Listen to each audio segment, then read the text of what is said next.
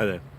It's December 14th, and today in our journey through the Hebrew Scriptures, we're looking at the whole book of Jonah from chapters 1 to 4. Jonah is an amazing book. It's a story of the prophet who was called by God, and instead of going where God called him to go, he went in the opposite direction.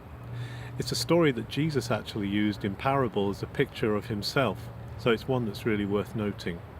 The story opens with Jonah being called to go to Nineveh, the capital of Assyria. Now Assyria, remember, is the oppressing power. It's the power that has been throwing its weight around in the Middle East and is causing Israel problems. And so Jonah is actually being called to go to what was considered to be their enemy. And instead of going to their enemy, Jonah thinks he knows better, so he makes his way to Tarshish and he gets on a boat and he heads away. Instead of going to Nineveh, he heads for Tarshish. And God actually strikes the boat with a storm. And during the storm, all the men are praying to their gods, but Jonah is trying to hide from God on his berth. But he is woken by the sailors who tell him to pray. And when they actually draw lots, when they actually try and find out what's going on, they find out that Jonah is running away from God. And then Jonah does something very strange. He says, "Throw me into the sea, and the sea will become calm, because I know that God is after me." And so they do that, and a fish comes and swallows Jonah. Traditionally it's called a whale, but it doesn't say a whale in the Hebrew. It just says a dag gadol, a big fish. And so Jonah is thrown in, and this fish swallows him. And in the story, he's in the fish's belly for 3 days and 3 nights. Now during that time, chapter 2 is an amazing prayer where he calls out to God and he recognizes that God has power over his life, but he calls on God to deliver him.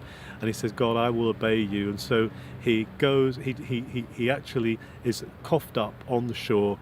And in chapter 3, he actually does do what God calls him to do. He goes to Nineveh and he tells them that they are under God's judgment if they don't repent.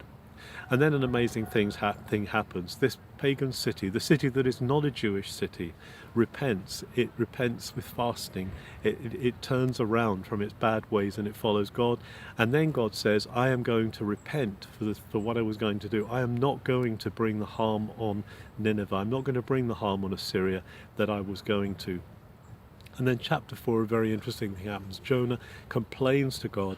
He actually complains to God. He says, "Oh, I knew you were a God who was compassionate and gracious and forgiving. I knew that you would do this. I knew that you wouldn't punish Assyria." And then God does an amazing thing. God brings up this good. He brings up this plant that shades Jonah, and then he takes it away as well. And God is basically saying to Jonah, you care about this good, you care about this plant that's been sheltering you, and when it's taken away you mourn it. How much more am I not going to care for the people who I've made? I'm not going to wipe people out. I care about people. I am a God who is compassionate and gracious. And so this great message comes out of Jonah, comes out of this that God does care about all people, that all people, not just his chosen people, not just his covenant people, but all people have value with God. And God is determined to protect, he's determined to love, he's determined to be gracious. Have a very good December 14th.